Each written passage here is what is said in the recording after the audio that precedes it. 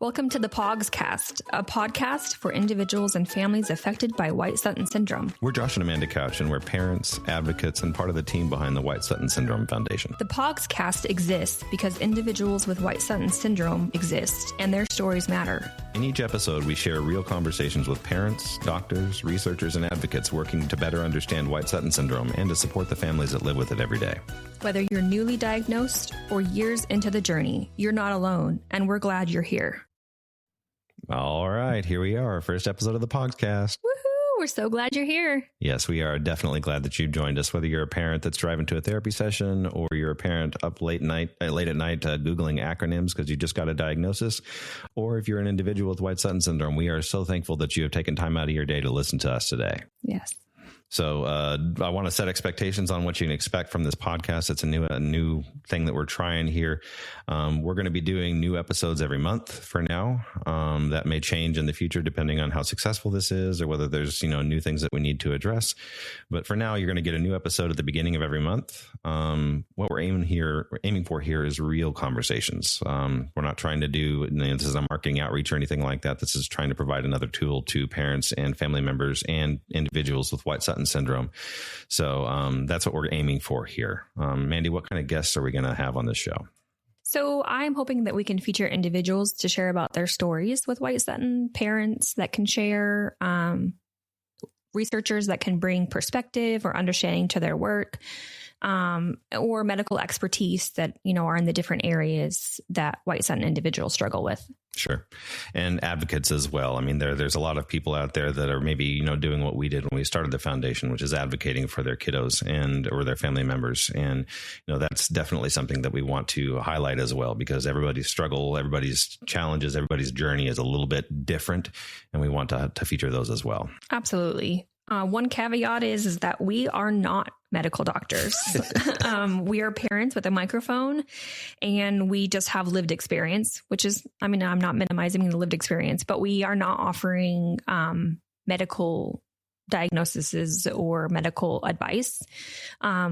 So just that caveat. Yeah, we are people who feel like, we can serve the White-Sutton syndrome community, but it's not because of our expertise. It's because we have a kiddo with White-Sutton syndrome. And, we want to make sure that the people that are going through the same struggles that we've gone through don't feel alone and feel like that there's people out there that understand what they're going through and can offer them, some help in some way or another. And that's what we hope this podcast does. Okay, so let's start at the beginning. Who are we? Why should you listen to us? Why are we doing a podcast here? Mandy, what is it that you're bringing to this podcast? Well, number one, I am a mom of a White-Sutton individual. I'm a healthcare specialist. I have been a board certified behavior analyst for a while, and I've worked with individuals on the autism spectrum. I currently run a team of behavioral health specialists, and I'm getting my doctorates in healthcare administration. So I do have some background in healthcare. In the day-to-day, I am a go-getter. I like to connect with people. I like outreaching and finding ways to help individuals. I'm a server. I loved giving back to other people. My perspective is I am a parent voice, and at the end of the day, parents are their individual's biggest advocate. And so I am just here to raise awareness, to energize a community, and build a community where people feel loved and supported. And I can tell you guys that, in the time that we've done this foundation and the time that I've been married to Mandy, it's one of those things that she is exceptional at. She's a really good people person who is good at connecting people. And I've seen that throughout the journey of our foundation, growing and changing and, improving over the years, that she has really, been, exceptional at that. And I really am thankful that she is, she's my wife, but she's also, this awesome, person at doing what she's doing for our foundation. Thank you. I appreciate that comment. I know we have our day to day and we have life's up and downs, and through this foundation, we've had tough times ourselves too, where we've had to kind of, ride the waves of health challenges and things like that. But thank you for your kind words. So tell me a little bit about you. What do you bring to the table? Sure. as you guys, where we're some of the founders of the foundation, since the beginning, I've been doing a lot of the creative side of things. I'm a creative director by trade, and that's what I do as my day job. And so a lot of the graphics that you guys see, the website that is out there, all of that stuff, I've been building that over the years. And then my roles within the foundation have morphed a little bit. I started out as the secretary for the foundation, and then as we had board members come and go, I've become the treasurer as well. So a lot of the money stuff that we're going to talk about in a little while, I deal with that as well. I'm also obviously a parent of a kid with White-Sutton syndrome, and I have a lot of passion to serve this community and to help them, understand again that they're not alone and that they have people out there that are fighting for them. And we definitely want to to help you guys go through the things that you're going through and make that journey as easy as possible. Definitely. And, when Josh and I got married, I don't think we ever had any intention of starting a rare disease nonprofit. But I think with the blessing of our child and his life, it's kind of given us both purpose and direction. And it's really, it's allowed us to come together and build a foundation with another set of parents that we'll talk about later. So, yep. So, Mandy, in a couple of words, just so that people that are coming here that, may be new to the White-Sutton syndrome journey, what is White-Sutton syndrome? So White-Sutton syndrome is a change in the POGZ, POGZ gene. It's a neurodevelopment condition, and it causes developmental delays, kind of a broad range of delays. We have some that are severely affected and some who are not.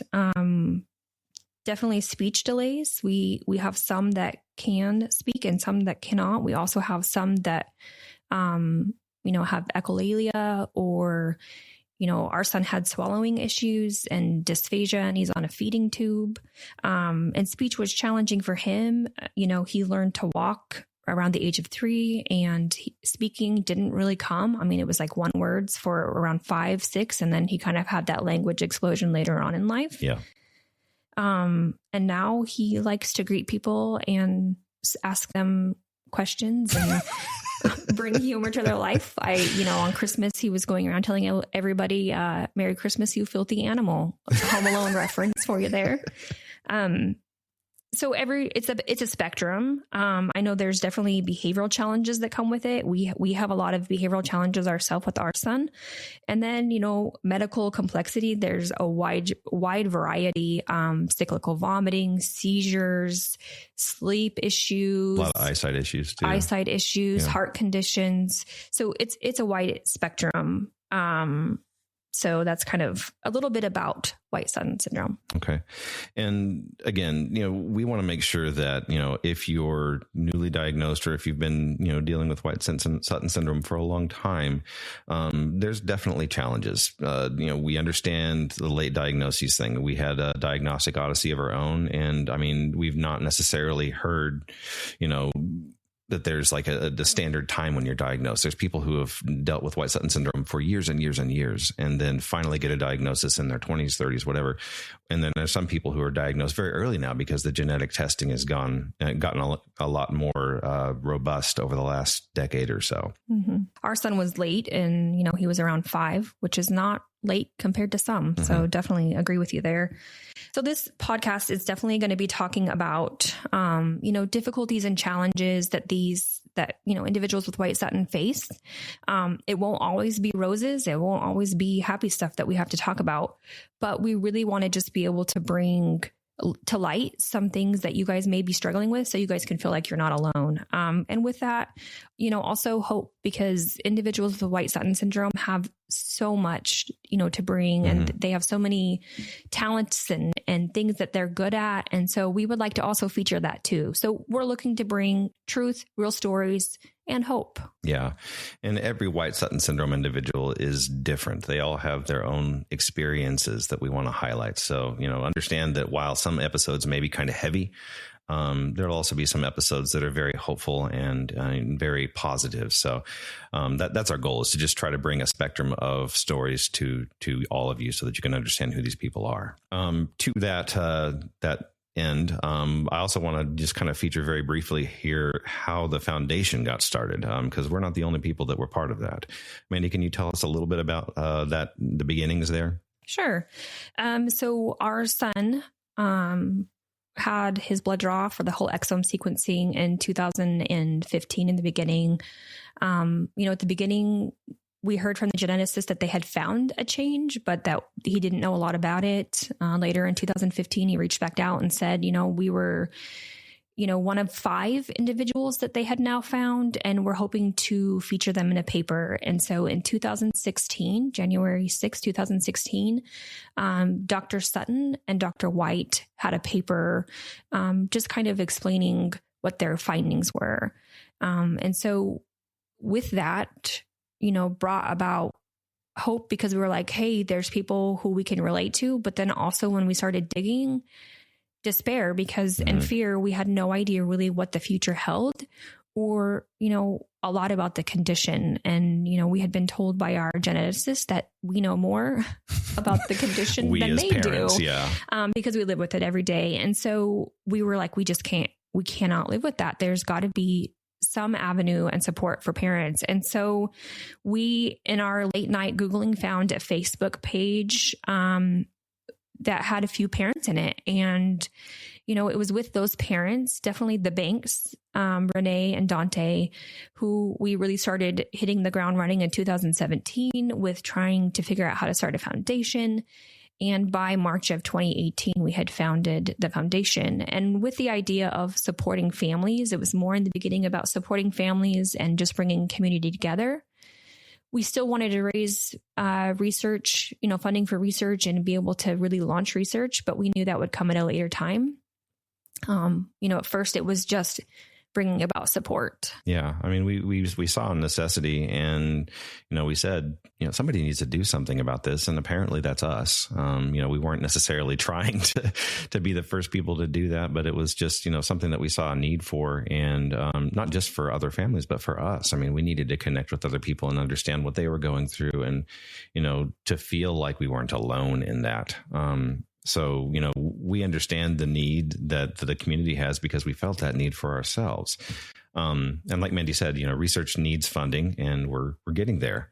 But initially, we just wanted to make sure that people didn't feel alone. That was our primary goal. So with that, rare disease foundations, it's when you're first getting off the ground, it's a slow process. Science takes time, and, so does raising funds. And, just with the caveat that, the White-Sutton Syndrome Foundation, we don't have any paid staff members. We're all volunteer. And so, Josh and I and the many other people that serve on our foundation, we work 9 to 5s. We have, lives with our families. And, on the side, we work on the foundation. And so it's a labor of love, but, we're thankful that we have the opportunity to do this and to serve others. Yep, absolutely. And we've definitely seen progress over the last, since 2018. So 7 years, 8 years almost now. Good grief. Definitely it was slow going at first, right? And then, we've been able to have a couple of conferences. We've been able to support people attending conferences. We've been able to get a grant for iPad support to support and provide iPads to individuals in our community that didn't have a voice. There's lots of things that we've been able to do over the last 7-8 years. And, I'm really excited about where our future is. Mm-hmm. And I'm even more excited about the new research push that we've had. So at conference this year in November, we started a campaign to fund research. We directly fund research. Yeah, directly fund research ourselves. And so tell us a little bit about that, Josh. Sure. Like she said, at a conference this year, we announced our plan to do a concerted research fundraising push. We have gathered donations, since the very beginning, and placed them into different buckets. And one of those has always been research, because that was our goal, and eventually was to be able to directly support research. But as a rare disease nonprofit, it's a very small community, limited amount of funds available, of course, and all of that stuff. So we wanted to get our community built, and then, move on to being able to try try that. And we felt like, the conference in November of 2025 was the point at which we had gotten there. We felt like, okay, well, we can reasonably expect to be able to raise, a limited amount of funds to be able to directly fund some research. And so we identified a researcher, Dr. Mark Hester from the Nationwide Children's Hospital, who was willing and able to be able to do some of that foundational research. And so we partnered with him. He came to conference, did a presentation. That presentation is available on our website. I'm going to refer to this right now just so you guys can go to it, but it's whitesutton.org/2026-research. That's the webpage that is going to, tell you a lot more about this fundraising push and this research effort that we're going to make. But when we started it, we're like, okay, this is a really lofty goal. We're going to try to raise $150,000 to directly fund this research effort by Dr. Mark Hester and his lab. We felt like it was going to be a challenge, but we felt like we could, at least, possibly be able to raise the $150,000. But it's been mind blowing, what has happened in the last 2 months. We started a research push, or a fundraising push rather, on Giving Tuesday, which is the Tuesday after Thanksgiving. And we built a kit, we got everything ready. We thought, okay, we're doing the best job that we can. And, then we're going to just have to lean on our community and, see what they can do. You guys have just blown our minds. In a little bit, it's actually been just about 2 months now, because it was the beginning of November that we started the push. It's now the beginning of January, and we've raised $70,000. $70,000. Yep, you heard that right. $70,000. And yes, I completely agree, Josh. It is absolutely amazing what has happened in such a short time. And, this would not have been possible without our community and our board members and our research committee. We were connected through Mark through a husband and wife that's on our research committee. That's absolutely amazing. Our board members are so generous with their time and their money and the way they support us. We have one of our board members that generously provides matches often, for our campaign. He's donated quite a bit himself. We just have an amazing community that has stepped up. We have a family that reached out to the Green Bay Packers and they donated $15,000 to our research fund. We have another individual. He lost his daughter to White-Sutton syndrome, and he has stepped up and donated and, offered a match for our upcoming White-Sutton syndrome day on January 6th. And he's hosting a golf tournament in March for us. So there's just so many people who have created, campaigns and pushes online, reached out to family members. This would not be possible without our community. We have an amazing community. Absolutely. And just so you guys are aware, I just pulled up the website right now just to give you a real-time update on this. As of this moment, we are at $70,411.19 from 260 donors. So I want you to understand that, we have some large dollar donations, but we also have a lot of $10 and $20 donations that have made us get to where we are. And we are so thankful for every single one of those donations and for all of the members of our community who have made those possible. Because I can tell you right now, I built the kit to try to help you guys, do this fundraising effort, but you guys are the boots on the ground that are doing all this. And it's amazing to see what you guys have been able to accomplish. So we are just so encouraged and hopeful by all of that effort. And we love waking up in the morning and first thing pulling up our phones and looking at the little meter and sending texts to our White-Sutton community and just cheering on. So this has been amazing. And if you guys are interested in seeing where we are at any point in time, there is a meter at the top of that website or that webpage that I mentioned. Again, whitesutton.org/2026-research. And you can see where we are at any point in time. That's updated every day. We're hoping Mark can start sooner with the way that this is going. Yeah. We're hoping that, we won't have to wait till October. We will be there before then. Yeah. And just so you guys are also aware, the plan right now, we have not distributed any funds to the Nationwide Children's Hospital and to Dr. Mark Hester's lab yet. We're in the final stages of getting all of that agreement taken care of, but we are hopeful that we're going to be able to distribute some initial funds to him before October, so that we can get things rolling, because we're as excited as you guys are to be able to get this research rolling and to find out more details about White-Sutton syndrome. And so we're planning on distributing some of those funds as soon as we have that agreement signed. And then as more funds roll in, hopefully before October, we'll get those distributed as well. And we'll keep you up to date updated as much as we can about that, at least quarterly, which is what we've promised to do. If you guys look at our transparency statement for this fundraising push. Yeah. And with that, realize that, research takes time and it can take a while to get things started and to make progress. So why don't you tell us a little bit about that process too? Yeah, absolutely. Dr. Hester is going to do a couple of things. And again, check out the website if you want to find out the details about this. But he has several different goals that he has.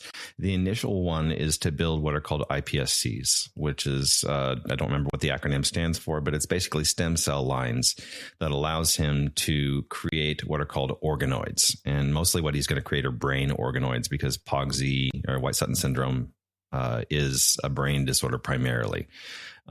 And he wants to be able to study how different, variants of White-Sutton syndrome behave in the brain. So first he'll create the iPSCs, and a lot of the initial $100,000 is going to go toward all of the materials that he needs to be able to create those iPSCs. He's also going to gather some existing iPSCs from the Simons Research Foundation, that we're working on getting those samples to him right now. And once he has all of those iPSCs done, he'll build the organoids out and then do some research based off those organoids to be able to determine more of what the affectation is based on different variants of White-Sutton syndrome. That's it in a nutshell. But again, if you want to find out more about this research project and get some really specific details about that, that's all on that webpage. Awesome. You can also join our research efforts by, getting involved and signing up with our patient registry through CORDS. You can sign up with Simon Searchlight and fill out their surveys and, help research there. You can donate a sample there that can be used to help create these lines. So if you have questions about that, visit the website, and you can also reach out. We're happy to answer any questions you may have. Yeah, you can email us at contact@whitesutton.org anytime you have any questions or anything like that about any of these topics that we're talking about. Okay, so Mandy, what is the goal of this podcast? We're going to do it monthly, like we said. We're going to have a mix of guests and all that stuff. But what's the overall goal? What are we planning on doing with this going forward? Well, we're really hoping that by having a monthly update that we can share knowledge and useful information. We hope to feature parents and, their life stories that you can hopefully relate to and learn something from. We would like to have researchers like Dr. Hester in the future present about his, findings and his research that he is doing up to date at that time. The clinical side of things, we have a lot of individuals that are affected, with cyclic vomiting.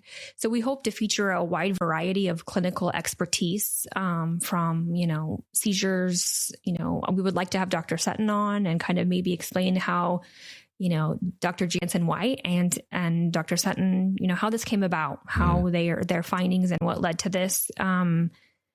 We also would like to have, the practical side of things with schools and therapies and advocates that can help provide support to parents with 504s and IEPs and, everyday life things that we need to know more information about and get support about. Yeah. We'd also like to have real life stories of the positive side of, individuals with White-Sutton syndrome. We have so many individuals that are so talented in so many ways. We have artists and we have ones that ride horses competitively. We have all sorts of things that they do, swimming and.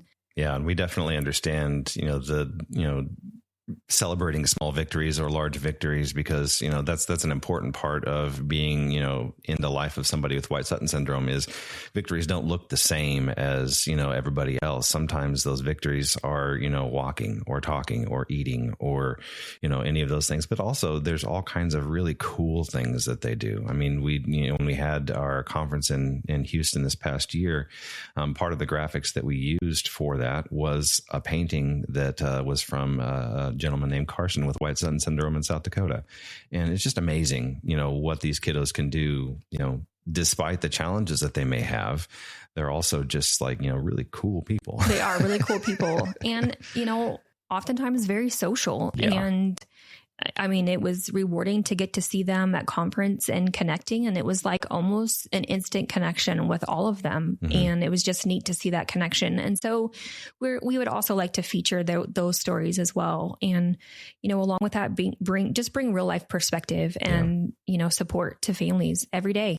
Now, our goal is, to make sure that we're featuring those stories. And just by the nature of it, some of those stories are going to be heavy. Some are also going to be hopeful, but our goal is to try to be honest with you guys. This is life. It's not a marketing effort. It's not, spinning everything as a positive note or anything like that. There's going to be some hard ones, but there's also going to be some really hopeful ones. And we just want to make sure that you guys understand we get it. We know what you're going through. We've been there, and we want to tell those stories as honestly as possible. Definitely. So this has been the first episode of our podcast. We're going to wrap up here. We just want to wrap up by making sure that you understand yet again, we know it. You know what you're going through. If you're new here, you're not alone. There is a community out there. Please jump on our Facebook group. We try to approve those requests to join. It is a private group, so you do have to be approved to be part of it. But we try to get on those approvals as quickly as possible, so you shouldn't wait very long. Please subscribe to this podcast. It's a new thing that we're trying here, and we want it to be a useful tool to you guys. So if it's something that's useful to you, share it with the family members that you have that are familiar with what you're going through. Make sure that they get a chance to listen to this as well, because there's a lot of family members that, they're adjacent to White-Sutton syndrome, but may not understand, more fully what you're going through. Definitely. And you can also, visit our website. We have lots of resources on there. Mm-hmm. You can point your family members to our website to get information. You can learn more about the condition there, about our board members, kind of our research. All of that information is there too. And then you can follow us on social media. We have an Instagram page, a Facebook page. So yeah, absolutely. Please do. That's where we try to post our updates. We're trying to be more purposeful about posting on social media. I'm a graphics guy, but I'm not necessarily a social media guy. So that's a little bit more struggle for me, but I'm trying to be more consistent about that. And we definitely will be posting news about our research efforts. All of that fundraising stuff will definitely be on there as well. So if you're looking for updates about that, check that out there and follow us. Definitely. All right. I think that's all we're going to have for today. Again, thank you for listening to the POGZcast. If you'd like to reach out to us, you can reach out to us at contact@whitesutton.org. And we'll see you on the next episode. Happy New Year. Happy New Year.